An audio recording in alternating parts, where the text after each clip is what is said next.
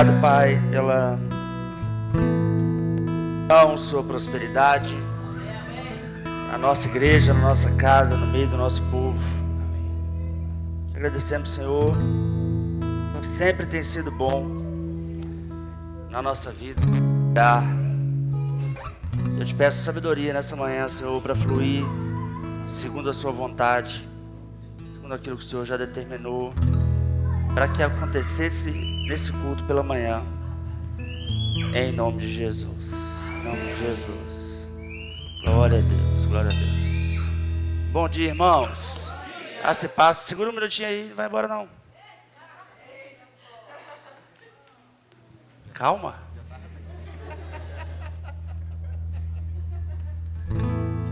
É um anjo.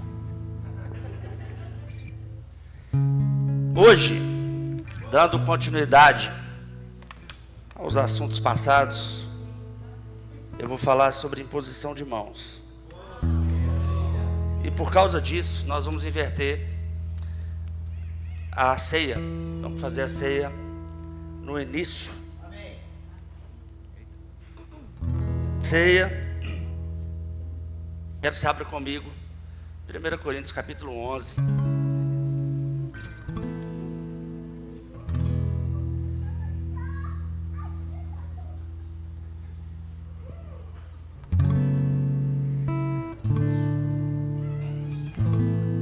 Versículo 23. Primeira carta de Paulo aos Coríntios, capítulo 11, verso 23. Paulo está aqui ensinando sobre como fazer ceia na igreja de maneira correta. Mas entenda, é muito engraçado quando a mentalidade do povo ela tem um viés muito mais religioso e como consegue interpretar algo como o que Paulo está fazendo aqui da maneira errada. Jesus fez a ceia com os 12 apóstolos e nessa ceia ele não pergunta quem está em pecado, quem não está. Ele não exclui ninguém da ceia, né? Ele não excluiu nem mesmo Judas da ceia. Eu não sei se você conhece alguém que pecou mais do que Judas, é difícil. Tem gente muito ruim por aí, mas o cara que traiu com um beijo o Filho de Deus, e ele participou da ceia. E aí Paulo percebe que está havendo uma confusão na igreja de Corinto. Que confusão! O povo estava fazendo o ritual sem o espírito da ceia. Qual que é o espírito da ceia? O espírito da ceia é unidade em santidade. Amém. Esse é o espírito da ceia. A ceia é o pão e o cálice representando o corpo e o sangue que nos unem. O povo de Corinto estava comendo isso de maneira errada, esquisita. Como? Cada um comia a hora que queria, cada um levava a sua própria ceia. Então alguém lembra que não era como a gente faz hoje, né? De forma uniforme. Então o cara levava um pãozão bonito da padaria, melhor lá da Grécia, e o outro com um vinho novo, né? Tava lá com, não sei qual vinho que tem na Grécia, mas enfim, não saco muito de vinho grego não. E ela estava lá com o melhor vinho, e o outro lá com aqueles de garrafão. O outro nem vinho tinha, o outro nem pão tinha direito. E eles não compartilhavam entre si, eles não tomavam a ceia entre si de maneira santa, subvertendo o propósito da ceia. E Paulo antes ele vai falar assim que vocês não têm casa para comer, não? Por que você, para comer assim, come em casa? Ceia não funciona assim. Ceia a gente faz junto. E é para ser uma memória do que Jesus fez. É para lembrar do sangue do corpo, não é outra coisa. engraçado, porque da maneira como se faz às vezes, até nos dias de hoje, infelizmente, as pessoas usam a ceia para dividir. E aí como é que funciona? Peraí, quem pecou não toma, quem não batizou não toma, quem veio de rosa não toma. Não sei, eu fiquei tentando achar uma cor que não tinha aqui. Eu falei, tá, vou achar da minha esposa aqui para ninguém achar que eu estou excluindo alguém da ceia.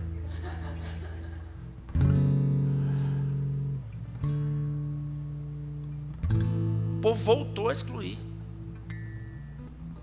Então talvez, se Paulo tivesse nas igrejas hoje em dia, falando sobre ceia, talvez teria que trazer um conserto de uma interpretação errada que fizeram em cima de um conserto que ele tinha feito. Porque Paulo em 1 Coríntios 11, ele não fala para excluir ninguém da ceia. Ele fala para as pessoas se examinarem antes de tomar a ceia. Presta atenção, se o jeito que você está participando da ceia não é um jeito errado, indigno, egoísta, em que você está excluindo as outras pessoas, em que você não está... Veja, Jesus morreu para incluir a gente no plano dele. Isso é o meu sangue que vai te incluir no plano de Deus. Isso é o meu corpo que vai te trazer saúde para você fazer bem, correr bem a sua carreira. Aí imagina que coisa horrorosa, a gente chega aqui e com esse sangue e esse corpo sagrados, a gente usa eles para fazer a acepção de pessoas, que é uma coisa que Deus não faz. E aí 1 Coríntios 11, 23, eu não vou ler o capítulo todo, porque a pregação não é sobre isso. Ele diz, pois recebi do Senhor o que também lhes entreguei, que o Senhor Jesus, na noite que foi traído, tomou o pão, e tendo dado graças, partiu e disse, isso é o meu corpo, que é dado em favor de vocês. Façam isso em memória de mim. Então para que serve a ceia, gente? Para a gente fazer memória do que Jesus fez. Não é para a gente ficar vendo quem é que pode tomar ou quem não pode tomar. Pastor, mas eu sempre ouvi que só podia tomar ceia se tivesse sido batizado. Pois é, você sempre ouviu isso e você nunca conseguiu achar para mim aonde que tem essa instrução bíblica. Porque não tem. Qual que foi a viagem? Lá, não tem que ser, é porque tem que ser crente. Para ser crente tem que ser batizado. Claro que o crente batiza, mas o batismo inicial do crente é ele receber Jesus no seu coração, é o batismo em Cristo. Amém? Não é o batismo na água. Até porque o ladrão na cruz não foi batizado nas águas e Jesus proclamou salvação a ele. Então é possível estar salvo sem ter descido as águas. Não tem que batizar? Claro que tem, mas a questão não é essa. Quando você crê em Cristo, a circuncisão, como Paulo ensina, né, já acontece no seu coração. E ela é suficiente para você fazer parte do corpo. Amém? Já para falar agora sobre dízimos e ofertas, né? É interessante porque o dízimo também é para quem é parte do corpo. Se você não é parte da igreja, Verbo da Vida aqui de Montes Claros, se você é parte de outra igreja, o dízimo você dá na sua igreja. Você pode dar uma oferta aqui, mas o dízimo é lá. Amém? E as pessoas que não recebem, não, você está em pecado, você não toma ceia, ou você não é batizado, você não toma ceia. Se fosse esse o motivo, então essas igrejas não poderiam também receber o dízimo. Não é? Como é que você recebe o dízimo de alguém que não é membro? Não, o dízimo eu recebo. Não, então, peraí. Ou é ou não é. Você está aqui? É para fazer em memória dele. É para lembrar dele, não é para lembrar da gente. Não é para olhar para os nossos pecados, é para olhar para ele, para a justiça dele. Agora, é claro, qual é a maneira indigna de tomar a ceia? Eu comigo mesmo, sem saber quem está perto de mim. Não sabendo discernir o corpo, não sabendo entender os dons, não sabendo entender que a igreja não foi feita para mim. A igreja foi feita para nós. Eu fui feito para os outros. Esse é o espírito da ceia. Fala se não é isso. Jesus foi feito para a gente. Ele se fez carne para a gente. O espírito da ceia é esse. Eu fui feito para vocês e cada um de vocês foi feito para todos. Amém? Tomar a ceia de maneira egoísta é indigno. Não é sobre pecar. Se eu pequei semana, essa semana eu tive pensamentos impuros. Irmão, a gente pode ser tão sofrido por causa dessas coisas. De sofrimento sofrimento o qual Jesus já nos libertou dele. Versículo 26 fala: porque sempre que comerem desse pão e beberem desse cálice, vocês anunciam a morte do Senhor até que Ele venha. É para isso que a gente faz. Ele fala: portanto, todo aquele que comer o pão ou beber do cálice do Senhor indignamente será culpado de pecar contra o corpo e o sangue do Senhor. Então examine-se o homem a si mesmo, e então coma do pão e beba do cálice. Mesmo quando a pessoa está entendendo errado a ceia, o que ela tem que fazer? Se examinar, se arrepender e participar. Não existe uma instrução para exclusão da ceia. Existe uma instrução, e essa instrução ela existe a vida inteira. Não para exclusão, mas para o auto-examinar. Isso é na ceia, fora da ceia, isso é em qualquer momento da nossa vida. A gente se examina. Amém, gente? E como que a gente toma a ceia aqui? Dessa mesma maneira. Se você já recebeu Jesus como seu Senhor, seu Salvador, você pode fazer parte. Mas eu não sou dessa igreja, mas nem existe igreja direito, para falar a verdade. A gente tem uma placa aqui porque tem que achar o nosso endereço. Mas existe uma só igreja, um só batismo, um só Espírito, como Paulo fala em Efésios 4. Aqueles que creem em Cristo. Você não precisa, não tem a carteirinha de membro daqui. Não, eu tenho que ser na igreja que eu sou membro. Não existe isso, irmão. Você pode ser onde você quiser. Amém? É claro, talvez tenha igreja que não queira te dar a ceia, porque você não é de lá. E aí, cada um faz do jeito que quiser, né? A gente aqui não pensa dessa maneira, porque a gente se guia pelo que a palavra ensina. Amém? E o que a palavra ensina é: se você já é filho de Deus, nascido de novo, já entregou a sua vida para Jesus, você pode participar da ceia. Amém? Vamos ficar de pé para a gente participar da ceia.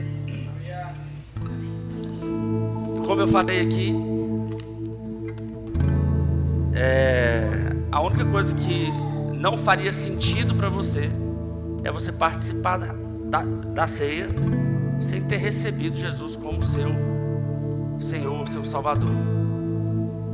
Tem alguém aqui no nosso meio que ainda não fez de Jesus o seu Senhor, o seu Salvador? Queira fazer essa oração simples para entregar a sua vida para Jesus nessa manhã? Tem alguém? Sei que eu acho que eu conheço todo mundo, mais ou menos. Todos salvos? Então todos convidados a participar da ceia. Por favor, pode distribuir os elementos.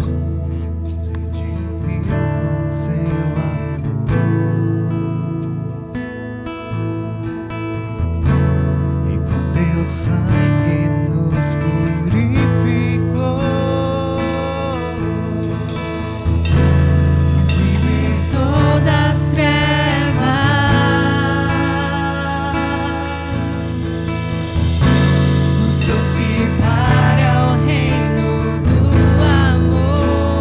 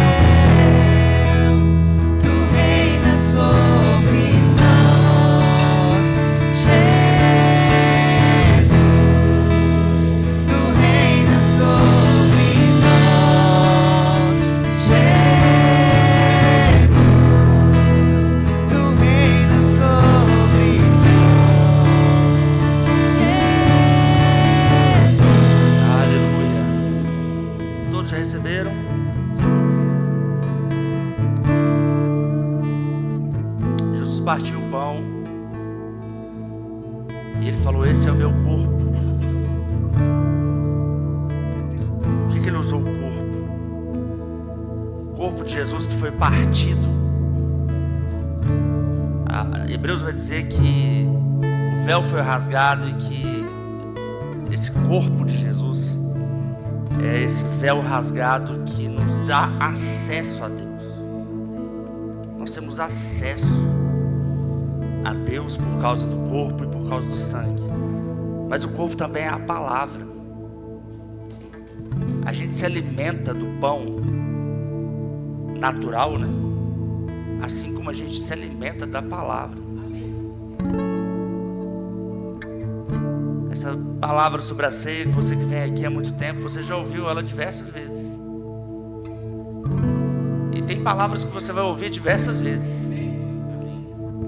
E vai ter vezes que você vai ouvir uma coisa aqui e você vai falar assim: gente, eu já ouvi isso, mas dessa vez me alimentou.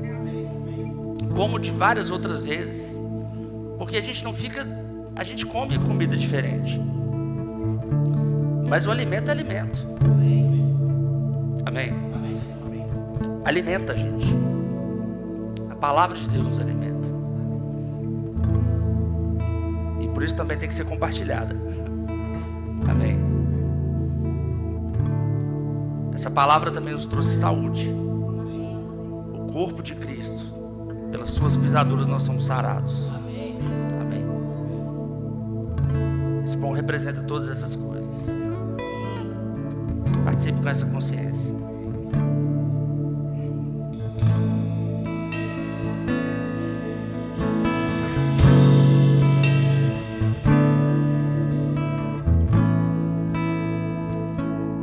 Aleluia.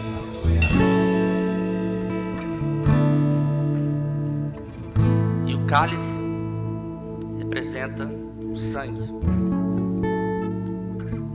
O sangue, ele, assim como o corpo, né?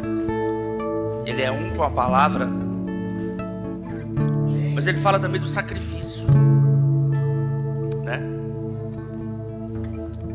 Nós nascemos de novo, irmãos, a partir de um sacrifício. Amém. A gente não precisa morrer ou derramar o nosso sangue, mas essa nova vida é uma vida da gente mudar a nossa mente. Pela palavra, pela unção. Irmãos, o sangue nos lembra disso também. Nós não precisamos ser um sacrifício morto, nós podemos ser um sacrifício vivo. Amém? Mas nós nascemos de um sacrifício. Nós temos vida por causa de um sacrifício. O que Jesus pede para a gente é muito menos do que Ele entregou por nós. Amém? Porque por causa disso nós temos vida. Por causa disso nós somos conectados ao Senhor. Por causa disso nós temos salvação eterna. Nós temos acesso a toda sorte de bênçãos espirituais nas regiões celestiais em Cristo Jesus. Nós somos agraciados por causa disso. Obrigado, Senhor, por essa salvação que era inacessível para a gente, mas o Senhor a tornou gratuita, acessível, fácil na nossa mão, Pai. Te agradecemos, Senhor, em nome de Jesus. Pode tomar, participar do cálice com alegria.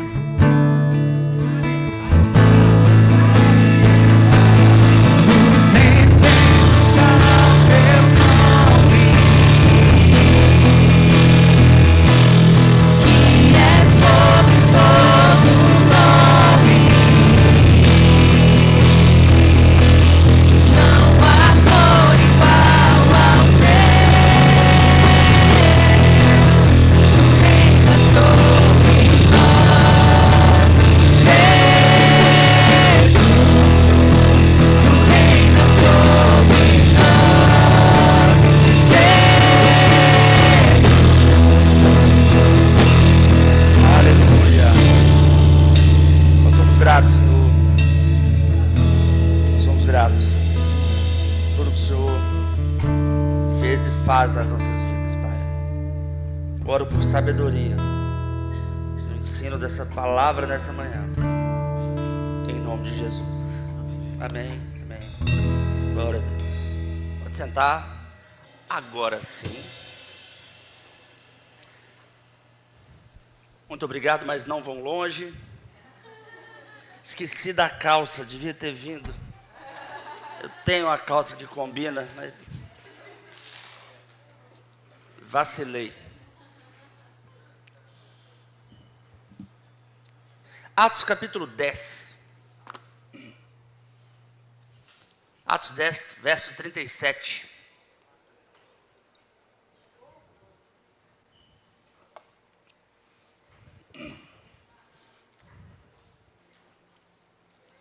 Atos 10, 37.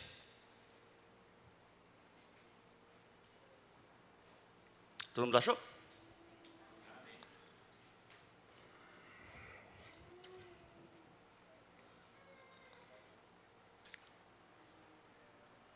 Sabem o que aconteceu em toda a Judéia, começando na Galileia, depois do batismo que João pregou, como Deus ungiu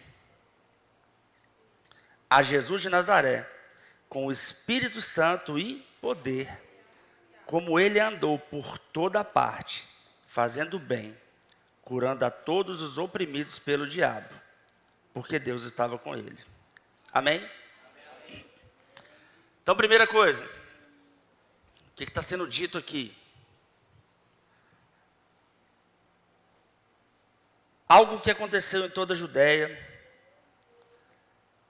depois do batismo de João, que aconteceu por causa da unção que veio sobre Jesus. Amém? E aí está dizendo que ele foi ungido para. A unção, ela existe para fazer alguma coisa. Amém? Existe uma unção de Deus que é derramada com um objetivo.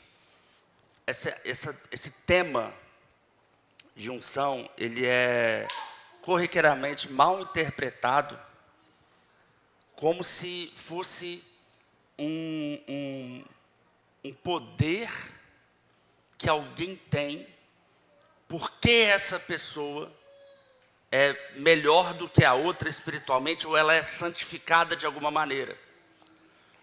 Mas não funciona dessa forma. Amém, gente? Como que funciona? A unção vem para cumprir alguma coisa. Existe um objetivo na unção. O objetivo de tudo no reino de Deus é alcançar outras pessoas, abençoar outras pessoas, trazer aquilo que Deus precisa entregar para outras pessoas. Então, o que Jesus fez, fique à vontade. O que Jesus fez, é para eu sair daqui? Ah, tá, desculpa. Não, eu achei que ele estava... O que Jesus fez, veja que Jesus viveu uma vida focada em fazer aquilo que ele foi instruído por Deus e ungido por Deus para fazer. Nesse ponto ele fala que ele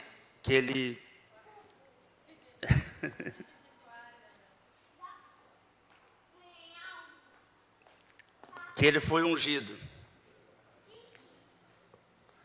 Isso, agora sim, pronto. A gente vai se adaptando. A mãe comemorou lá. Esconde, mãe, esconde, deixa ele.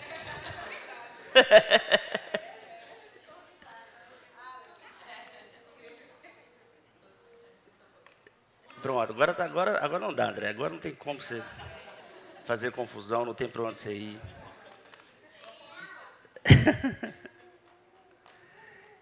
Então vamos lá. A gente é ungido com um objetivo. Amém?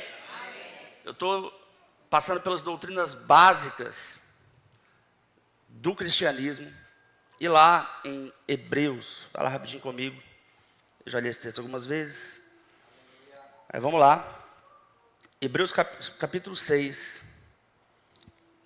verso 1 e 2, está dizendo assim: portanto, deixemos os ensinos elementares a respeito de Cristo, e avancemos para a maturidade, sem lançar novamente o fundamento do arrependimento de atos que conduzem à morte ou arrependimento de obras mortas, da fé em Deus, da instrução a respeito de batismos. Então, à noite eu vou falar um pouco mais sobre batismos. Da imposição de mãos, ressurreição dos mortos, juízo eterno. Imposição de mãos, ela é uma doutrina básica, um princípio elementar. O que significa isso? Essa doutrina básica e esse princípio elementar. É algo que deve acontecer na igreja, não só como ensino, mas a imposição de mãos ela tem um aspecto prático. A ressurreição dos mortos, por exemplo, ela precisa ser ensinada. Não é uma coisa que nós exercemos, que nós fazemos. Mas ela precisa ser, ele ia me expulsar dele de novo, mas ela precisa ser ensinada. Amém? Mas não tem nada que a gente possa fazer a não ser crer da maneira correta. Agora, a imposição de mãos já é uma doutrina que precisa ser compreendida e ela tem uma prática. Assim como, por exemplo, o batismo. Existe uma prática no batismo. Existe uma prática na ceia. A gente tomou uma ceia aqui. Existe uma prática na imposição de mãos. E tem muita coisa errada no ensino da imposição de mãos. E que eu espero conseguir trazer nessa manhã. Amém? Em Atos, no capítulo 28,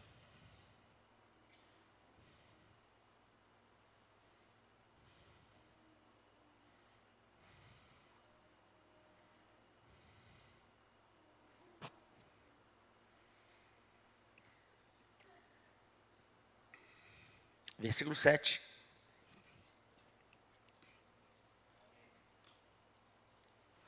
Atos 28, 7. Está dizendo assim: próximo dali havia uma propriedade pertencente a Públio, o homem principal da ilha. Ele nos convidou a ficar em sua casa e por 3 dias bondosamente nos recebeu e nos hospedou.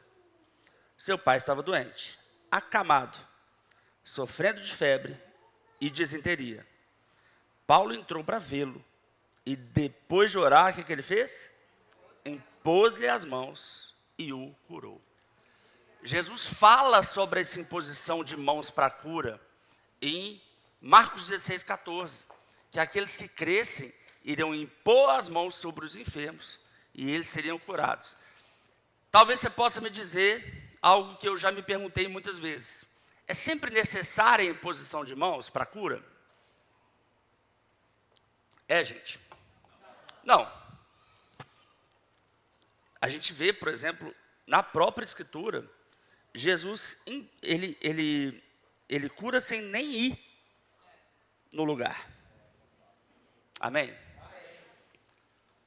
Pastor, se dá para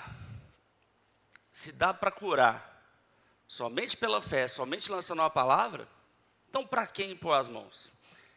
Eu vou te reverter a pergunta.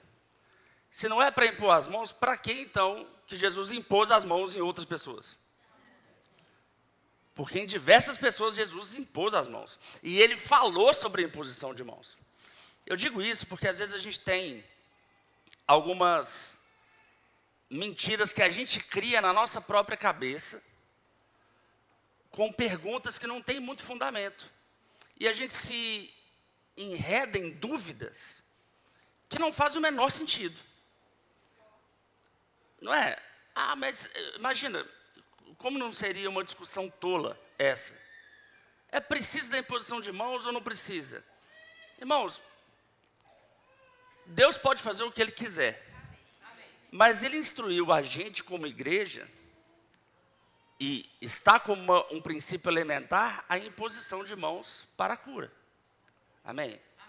Não significa que em algum motivo, ou por algum motivo, em alguma circunstância, se não houver a possibilidade da imposição de mãos, que a pessoa não vai ser curada. A pessoa está no meio de uma UTI, ela está isolada, ela está num país distante. Irmãos, a gente crê no poder da oração. Agora, se é uma doutrina básica, e se Jesus fazia, e se os apóstolos faziam, é uma tolice a gente achar que a gente vai ter uma fé maior do que Paulo. Não, Paulo impôs as mãos, mas eu só pela minha palavra, porque eu sou... Não, cara, não faço não, Jesus também impôs.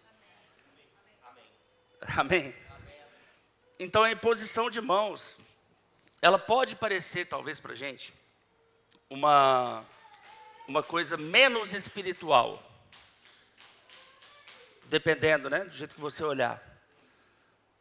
Porque você lança a palavra, você lança o ensino, as coisas do Espírito não são carnais.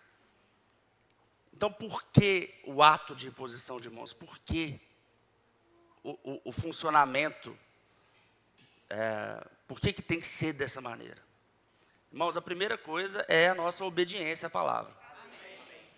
Se é uma doutrina, se é um ensino básico, a gente simplesmente obedece. Amém. Cura é uma das coisas. Mas a gente percebe que várias coisas que estão relacionadas com o poder de Deus se manifestam através da imposição de mãos. Vai em Atos. Vamos lá. Primeiro no capítulo 8.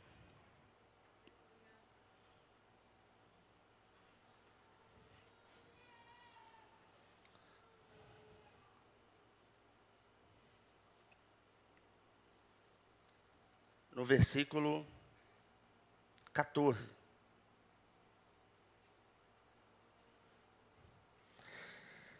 Os apóstolos em Jerusalém, ouvindo que Samaria havia aceitado a palavra de Deus, enviaram para lá Pedro e João.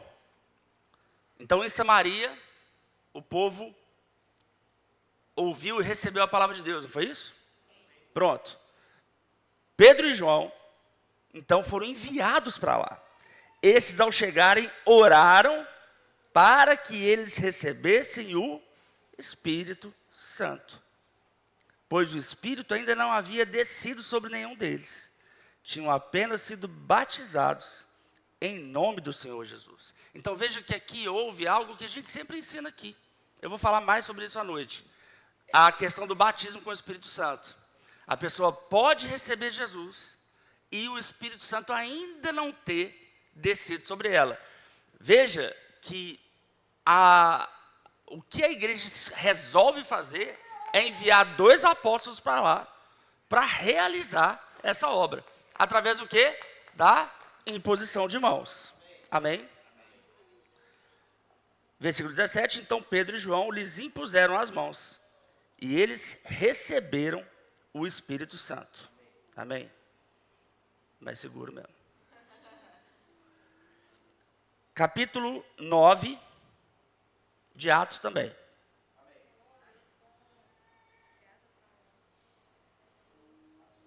Atos 9. Logo que Paulo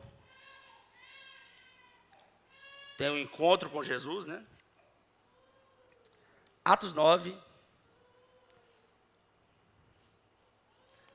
verso 17.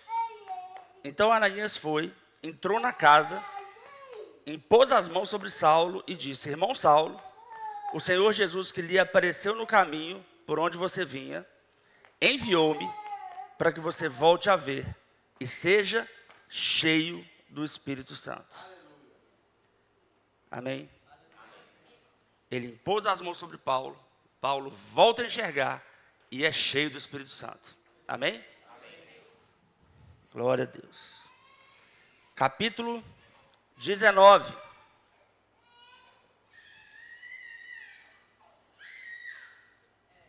Atos 19. Eu estou em Atos aqui.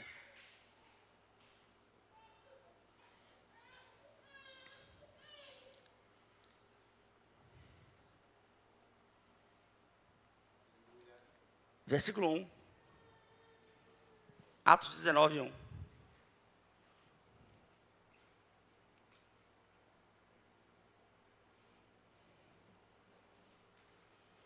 Enquanto Apolo estava em Corinto, Paulo, atravessando as regiões altas, chegou a Éfeso. Ali encontrou alguns discípulos e lhes perguntou: vocês receberam o Espírito Santo quando creram? Eles responderam: não, nem sequer ouvimos que existe o Espírito Santo. Então, que batismo vocês receberam? Veja que tem mais de um, né? Perguntou Paulo: o batismo de João, responderam eles. Disse Paulo: o batismo de João foi um batismo de arrependimento. Ele dizia ao povo que cresce naquele que viria depois dele, isso é, em Jesus. Ouvindo isso, eles foram batizados em nome do Senhor Jesus. Quando Paulo lhes impôs as mãos, veio sobre eles o Espírito Santo. E começaram a falar em línguas e a profetizar. E eram ao todo 12 homens.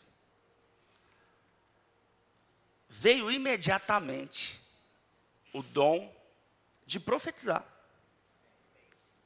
A gente tem nesse trecho 3 batismos.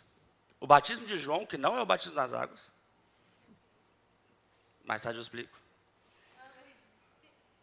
Que é o batismo para arrependimento. Mas antes de Cristo. Quando eles chegam, eles são batizados em nome de Jesus Cristo. Ou seja, eles recebem Jesus nos corações deles. E aí eles recebem o batismo no Espírito Santo.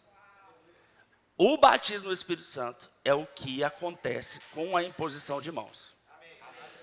Pastor, mas em Atos 2 o povo ora em línguas e é batizado sem imposição de mãos.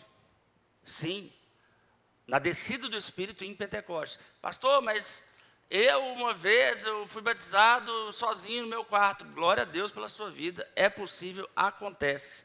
Entretanto, continua sendo uma doutrina bíblica a imposição de mãos para receber o batismo com o Espírito Santo. Amém? Cuidado, irmãos, para você não querer hiperespiritualizar de uma maneira que vai soar um pouco, muito mais arrogância e orgulho do que fé. Não, eu tenho uma fé superior. Eu vou curar sem impor as mãos, ou ser curado sem impor as mãos. Eu vou falar em língua sem impor as mãos. Irmãos, passa pelo basiquinho da Bíblia. Às vezes a fé está do tamanho de um grande grão de mostarda e você quer que ela esteja... Isso traz frustração. Amém? Então, receba. Marcos capítulo 10. Evangelho de Marcos, capítulo 10. E aqui, assim, no Rema, você vai ver também como a imposição de mãos era feita na antiga aliança. Então, beleza, matricule no Rema. Aqui eu estou pegando só da nova. Amém? Porque a gente vive na nova. Então, a prática para a gente é a nova. Ok? Imposição de mãos tinha batismo tinha imposição de mãos em bode emissário, tinha um monte de coisa assim. Marcos 10.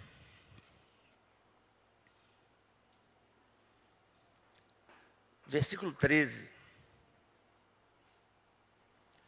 Diz assim: alguns traziam crianças a Jesus, para que ele tocasse nelas, mas os discípulos os repreendiam.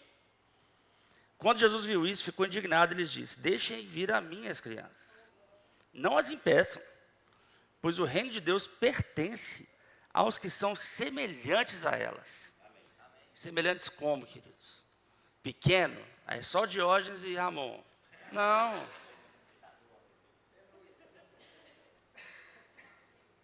Ele está falando sobre humildade. Amém.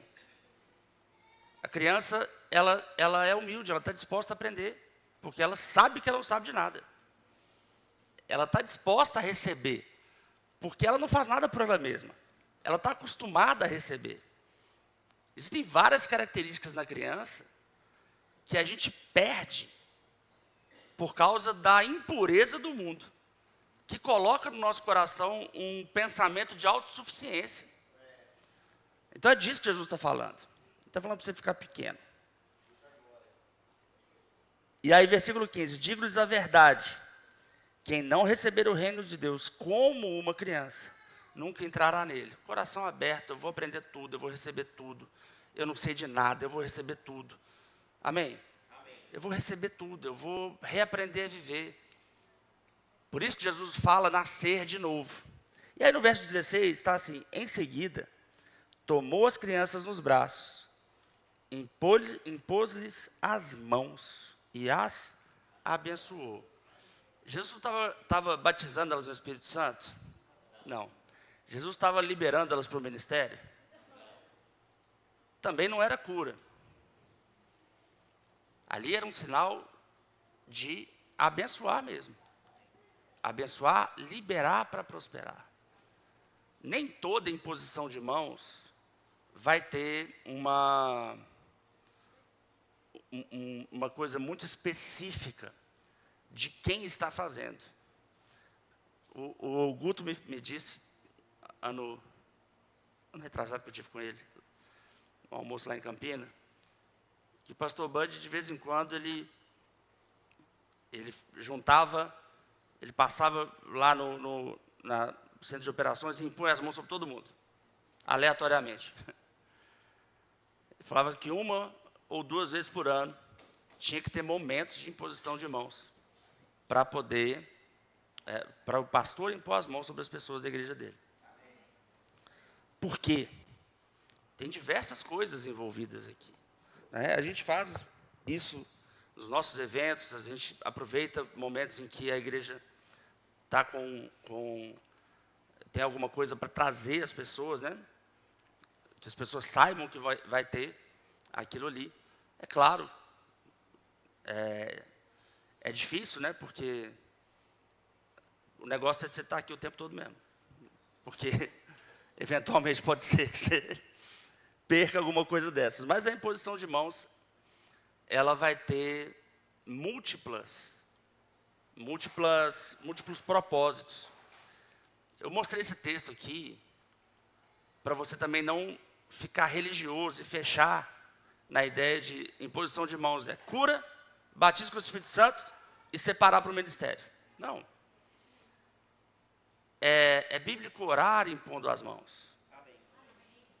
Nesse momento, e aí é uma experiência pessoal minha, é muito comum que no momento em que eu imponho as mãos para orar por alguém, palavras de conhecimento ou palavras de sabedoria começam a fluir.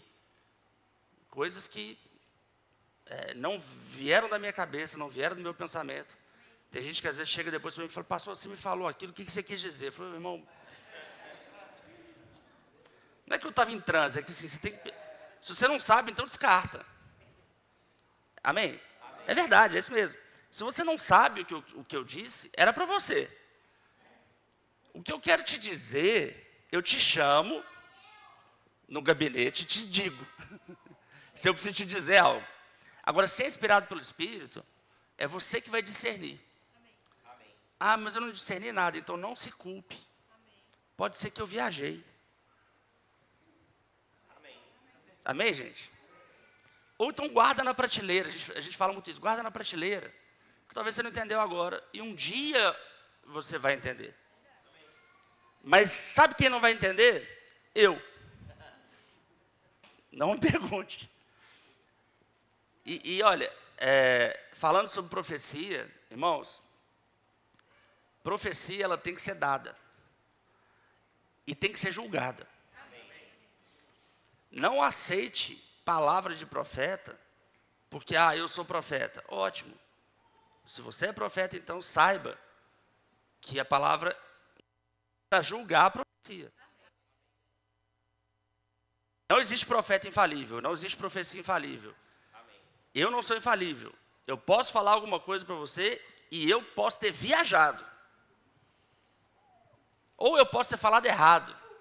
Ou eu posso ter me enganado. Se não serviu para você, guarda na prateleira, daqui a pouco você vai esquecer se não servir. Se serviu, receba. Amém? Simples assim. É claro que quanto mais madura a pessoa for, menos palavras ao vento ela vai jogar.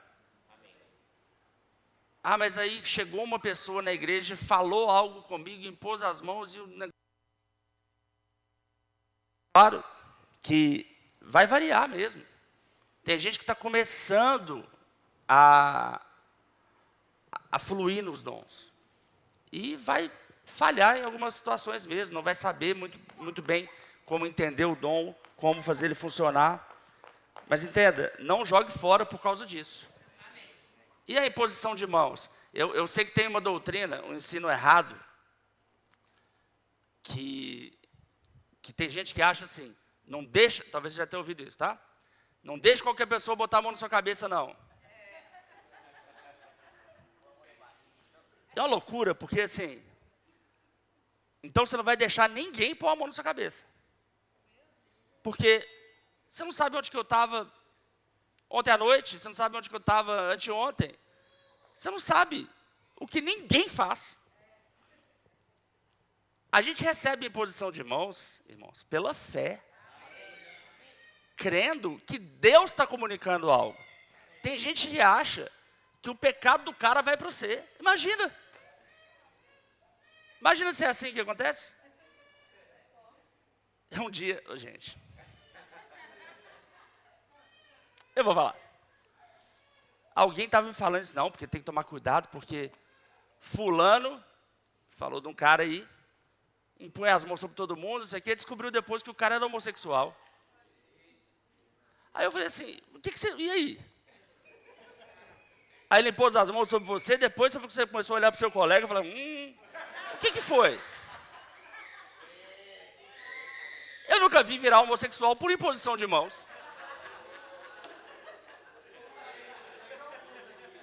Agora, se fosse para ser assim, dava para virar hétero com imposição de mãos também, né? Você entende como é que não faz sentido? Nada faz sentido, misticismo nenhum faz sentido, irmãos. Eles são só misticismo. E às vezes, você vai me perdoar, o que pode parecer deboche, mas não é não. Talvez seja. Mas calma. Eu gosto de expor a doutrina ao ridículo. Porque o ensino tem que ser ridicularizado. O ensino errado tem que ser ridicularizado mesmo. Então não fica tranquilo. Esse negócio botou a mão na minha cabeça, mas eu não sei o que ele estava transmitindo. Não é a pessoa que escolhe a transmissão. É o Espírito Santo que indica. Então, se a pessoa está sendo guiada pelo Espírito, ela vai impor as mãos para entregar algo do Espírito Santo. É isso que acontece. Amém? Se ela for guiada pelo Espírito Santo, ela vai, e guiada pelo Espírito, o Espírito vai fazer a parte dele, ela vai fazer a parte dela. Se a pessoa não for guiada pelo Espírito, o que vai acontecer? Alguém vai atrapalhar seu gel. É só isso.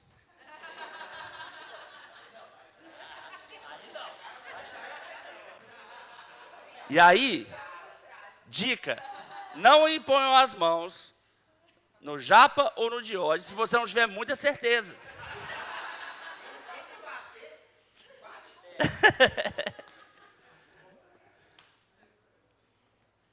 Mas não tem nada, vai transmitir algo. Não vai, irmãos. A imposição de mãos não é uma doutrina diabólica, é uma doutrina bíblica do Senhor. Amém. O que se transmite são coisas do Senhor. Amém. Ou nada. Amém. Mas, eu estou com medo da imposição. Não, tem que ter medo. Não, pastor, eu tenho medo que as pessoas caem. Primeira coisa. Se você falar assim, eu nunca vou cair.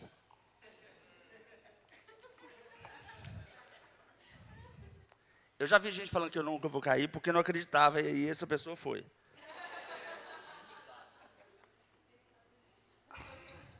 A questão de cair, gente, não é uma doutrina bíblica. Amém?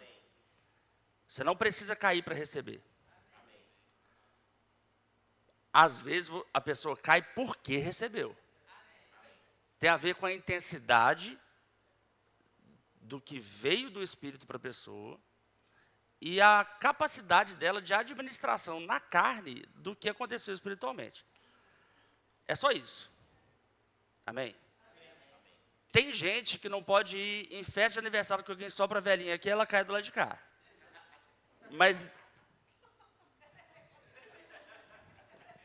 Mas, isso não é uma doutrina bíblica. É pecado cair? Não. É pecado não cair? Não. Ah, mas o que tem aí esse negócio de cair? Olha, se você ficar perguntando muito, uma hora vai ser você. E aí na doutrina bíblica não, é só observação mesmo, que eu estou acostumado. Agora, não tem nada, você recebe por causa da sua fé. Você só pode receber aquilo que veio pela fé, algo que já estava no seu espírito. E aí, a imposição de mãos vem e sela na terra o que já está determinado no céu. Amém? Vamos em Atos capítulo 13.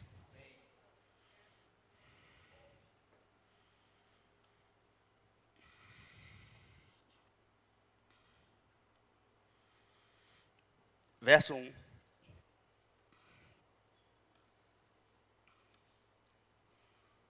Atos 13, 1.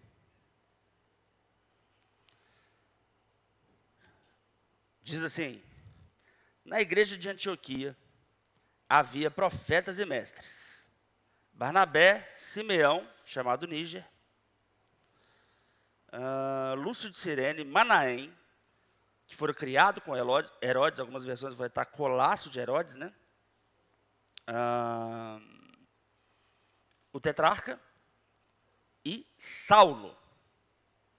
Enquanto adoravam ao Senhor e jejuavam, disse o Espírito Santo. Quem que disse? Pronto. De onde que parte a ideia? O Espírito Santo. Separem-me Barnabé e Saulo para a obra que os tenho chamado. Assim, depois de jejuar e orar, fizeram o quê? Impuseram-lhe as mãos e os enviaram. O que tem nessa imposição de mãos para o envio? Tudo. Tem a unção para fazer algo. Assim como Jesus foi ungido para, existe a unção para, existe o abençoar. Amém? E toda a capacitação necessária para eles fazerem o que eles estão indo fazer. Amém? Por que eu estou falando isso logo depois de falar sobre o cair? Porque a imposição de mãos e a unção não é para cair. Não é para sentir alguma coisa. É para desempenhar alguma coisa. Eu sou ungido porque tem algo que eu preciso fazer. Para quem? Para o corpo. Para a igreja. Eu sou ungido para fazer algo para o Senhor. A unção de Deus vem para ganhar dinheiro? Vem ou não?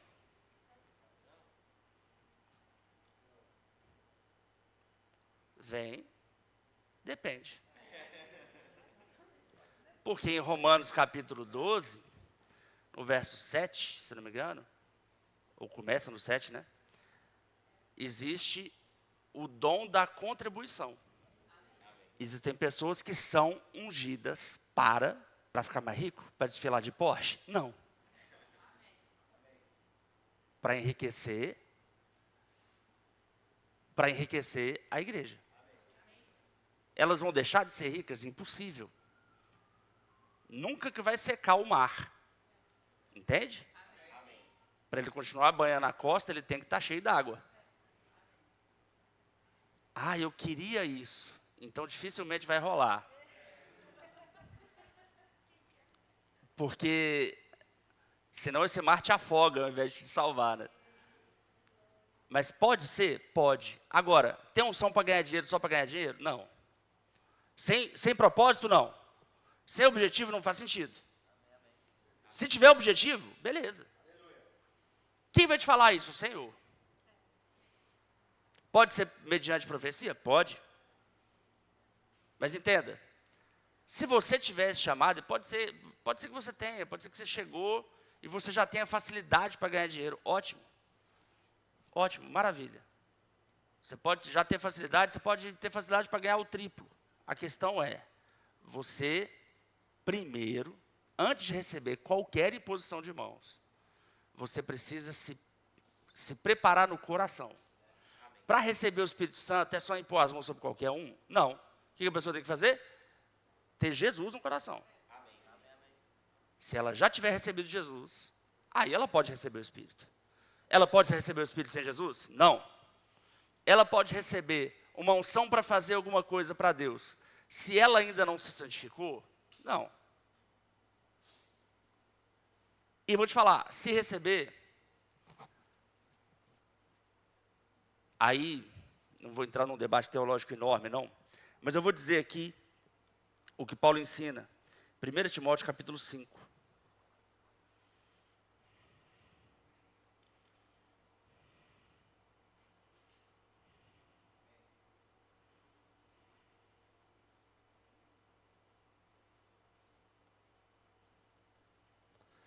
Verso 19,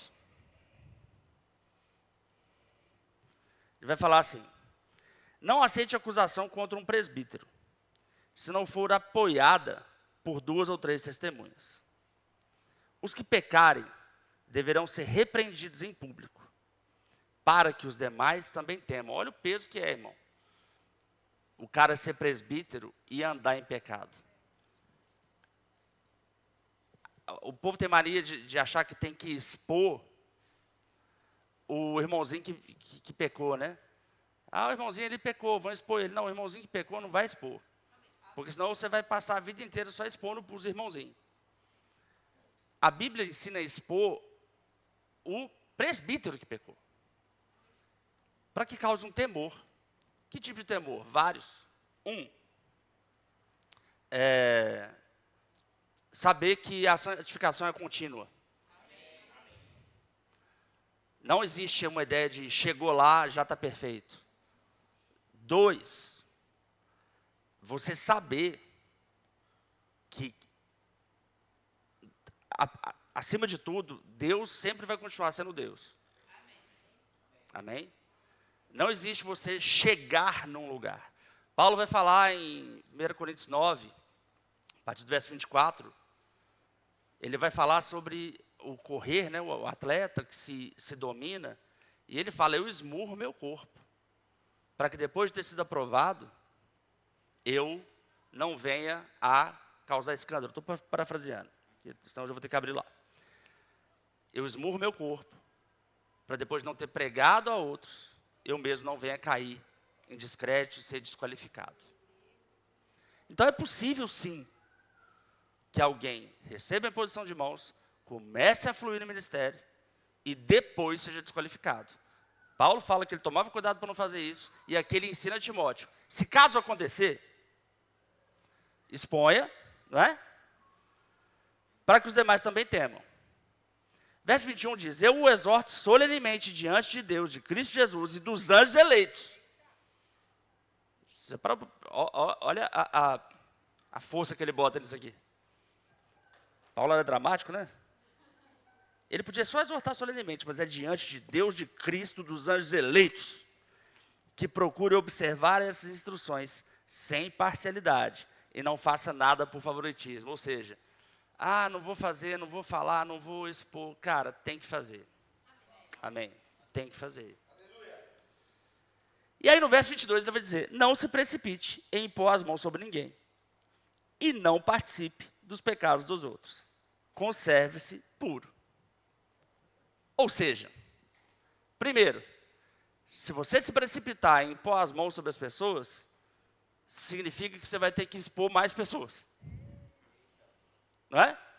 Eu imponho as mãos cedo demais, a pessoa recebe, não se santifica, é mais gente que eu vou ter que expor. Então, eu lembro o irmão fulano, fez besteira, enfim.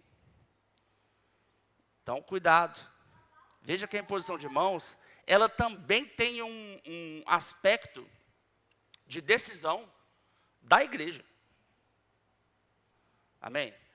Significa que todo presbítero que cai é culpa de quem impôs as mãos? Claro que não. A culpa é sempre de quem caiu, irmãos. A palavra está aí para todo mundo. Amém? Mas, ao mesmo tempo, a gente tem que tomar cuidado para não impor as mãos sobre as pessoas de maneira antecipada, desequilibrada, antes do momento. Existem algumas igrejas que fazem coisas que são terríveis nesse sentido. Está com medo de perder a pessoa? Ah, vou te ungir a isso.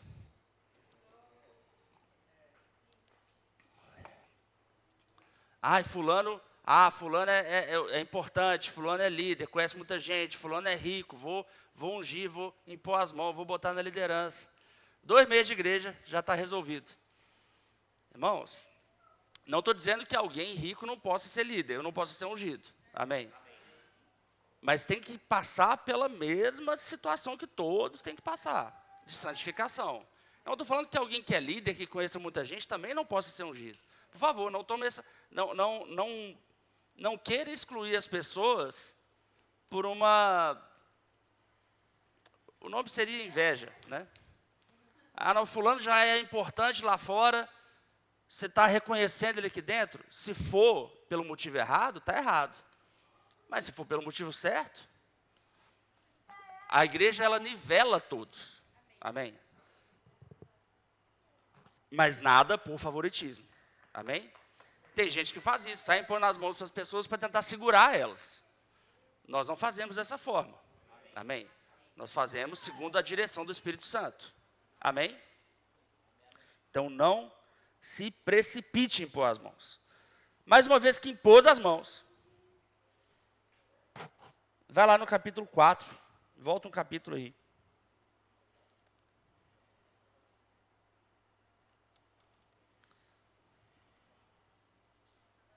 Veja que no verso 12, 1 Timóteo capítulo 4, verso 12,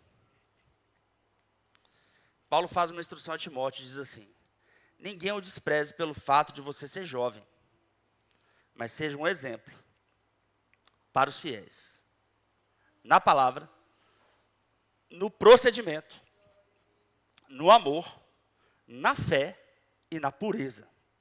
Amém? Até a minha chegada, dedique-se à leitura pública da Escritura, à exortação e ao ensino.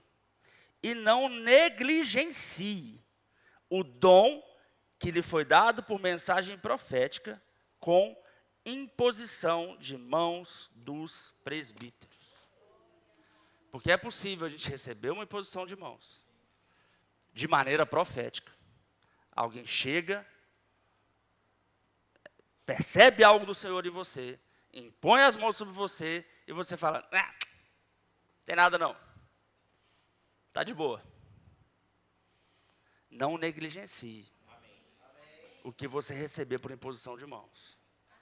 Amém? Não viva por profecia, mas não negligencie, não despreze as profecias. Paulo ensina aos Tessalonicenses. A gente não despreza as profecias. Amém? Glória a Deus. Glória a Deus. Vamos orar? Vamos ficar de pé?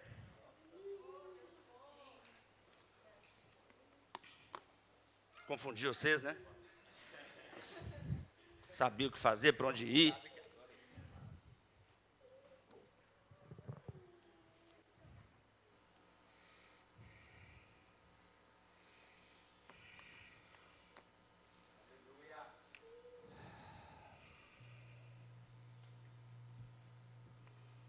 Glória a Deus.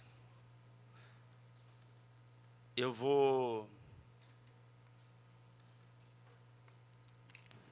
sequestrar um pedaço da direção de culto aqui, já, você me perdoa. Já que eu já fiz o convite, né? Queria saber, agora que você ouviu sobre isso, se tem alguém aqui que quer receber imposição de mãos para cura. Está com alguma dor, algum sintoma de enfermidade e quer receber imposição de mãos para cura. Hoje, nós vamos orar por você, impondo as mãos. Tem alguém aqui? Ou está todo mundo tranquilo, sarado, completamente curado?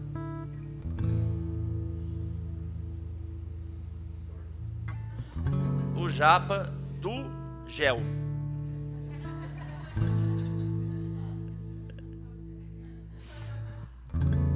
Glória a Deus. Comece a orar no Espírito aí onde você está. Una a sua fé, a minha. Está com dor onde? Aqui. Em nome de Jesus, Pai, nós oramos com o poder do seu nome, do seu sangue. Vai embora toda dor, em nome de Jesus. Em nome de Jesus. Fim de toda dor. Toda dor. Em nome de Jesus, Pai. Em nome de Jesus. Em nome de Jesus. Em nome de Jesus, Pai. Fim de toda dor. Em nome de Jesus. Em nome de Jesus. Aleluia. Aleluia.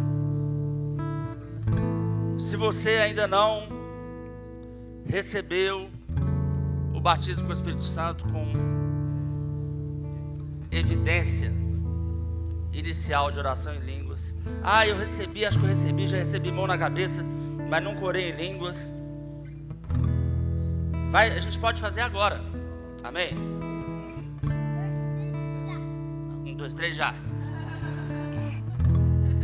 Alguém aqui não... Ele está ótimo aqui. Vou orar. Ele não recebeu minha imposição de mãos, não. Oração em outras línguas, gente. Alguém?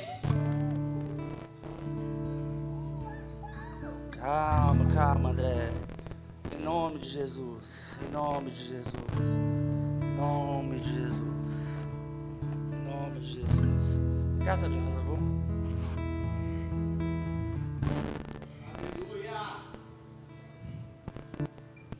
Agora que eu sei, não tem o que fazer. Vai lá. Dó do sertão. Cá também, Davi. Eu vou buscar, né? Alguém, gente? Mais alguém? Oração? Batismo com o Espírito Santo? Não? Você tá de boa, né?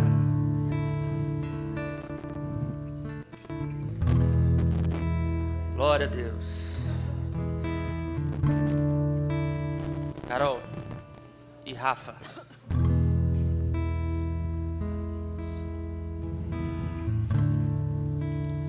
Em nome de Jesus, Pai. Cheios do Espírito Santo agora. Em nome de Jesus. Em nome de Jesus. Não é o Espírito que vai falar. São vocês que vão falar. Vocês vão começar a falar. Sem timidez.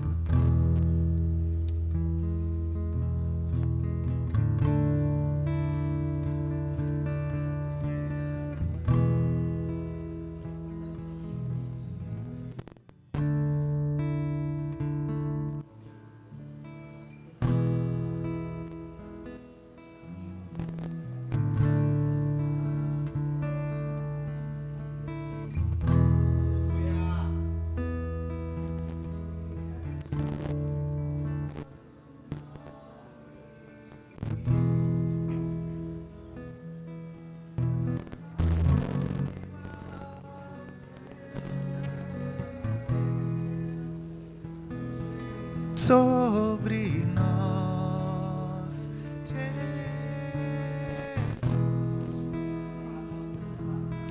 nos rendemos ao teu nome, que é sobre todo nome.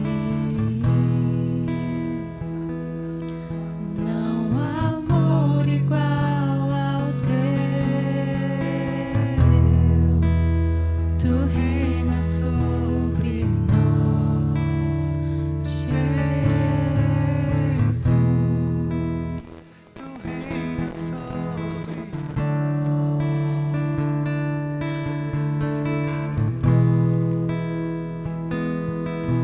Nos rendemos ao teu nome, que é sobre todo nome.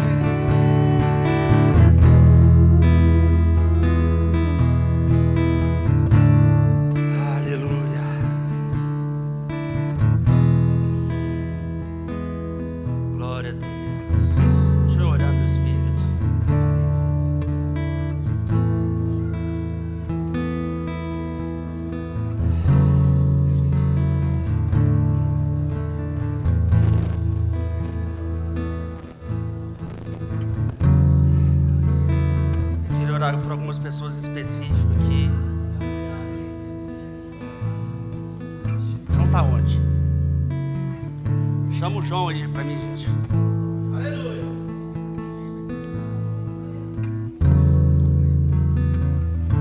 Jana.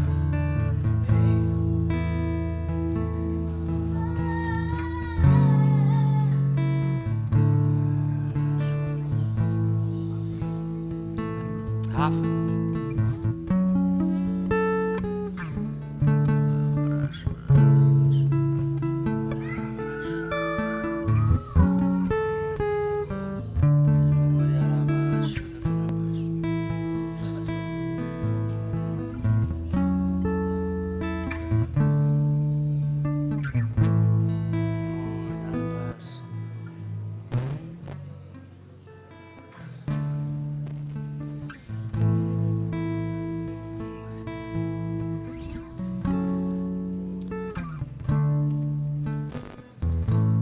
Semana eu vi o Guto falando sobre chamado profético, e algo que a gente aprende errado pela prática mesmo, né? Como se o profeta fosse um entregador de recado para o povo. Às vezes acontece, mas esse fluir dentro do culto público, ele pode acontecer não somente por meio de profetas, mas os profetas de ofício, eles têm um chamado, né, para auxiliar a igreja como um suporte profético para o governo. Entende? Então a atuação não é necessariamente na pregação, embora vai ser um fluir natural. Carol também, desculpa.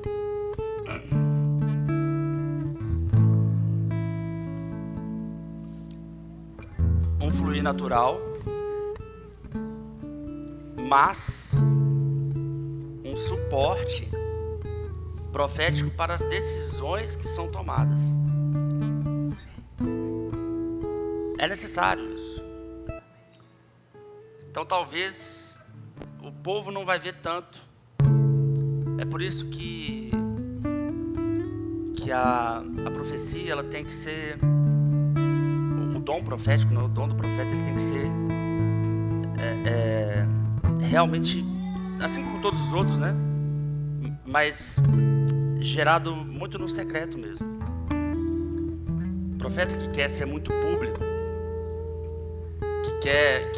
que precisa falar que ele não está querendo ser o profeta, porque o profeta é aquele que vai muito mais de um em um, hoje em dia na Nova Aliança, do que o para a multidão. Tem o para a multidão, mas o suporte do dia a dia do profeta é uma inspiração que a liderança está precisando. Claro que ele vai fluir também para a igreja, para as pessoas certas. Então eu vejo uma nova fase nessa área, nesse dom aqui na igreja.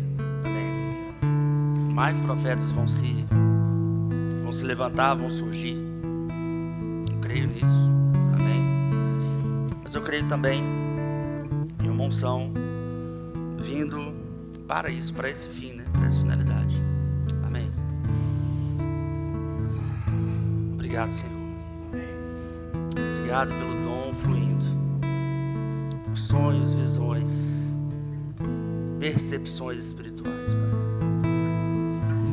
Percepções espirituais. Mais o Senhor, em nome de Jesus.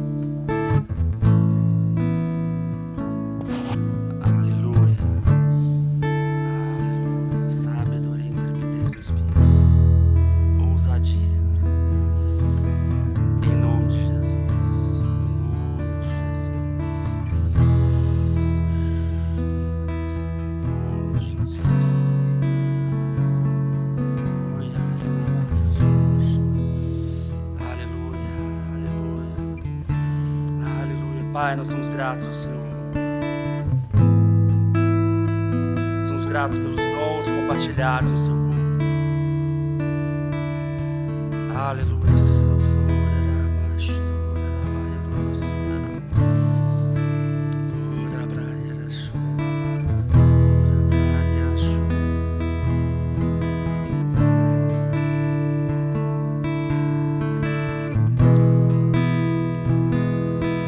Nos rendemos ao teu nome, que é sobre todo nome. Não há amor igual ao Senhor. Tu reinas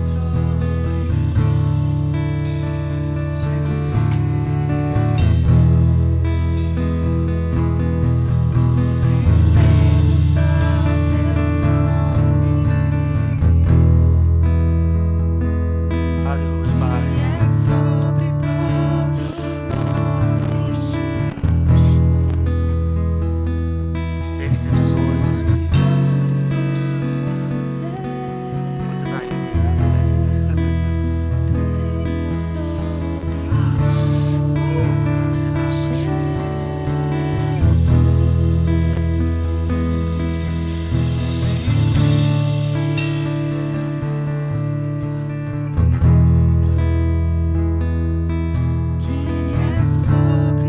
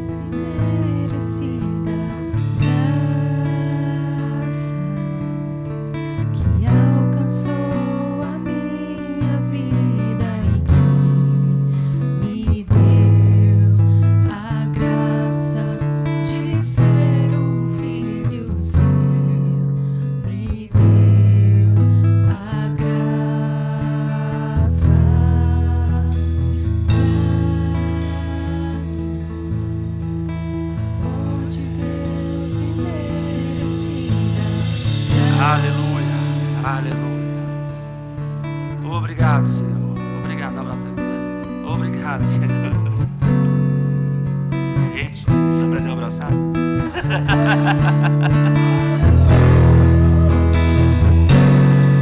Obrigado, Pai, pelos dons compartilhados. Obrigado que o Senhor é bom o tempo todo. Em nome de Jesus, Pai, nós te agradecemos.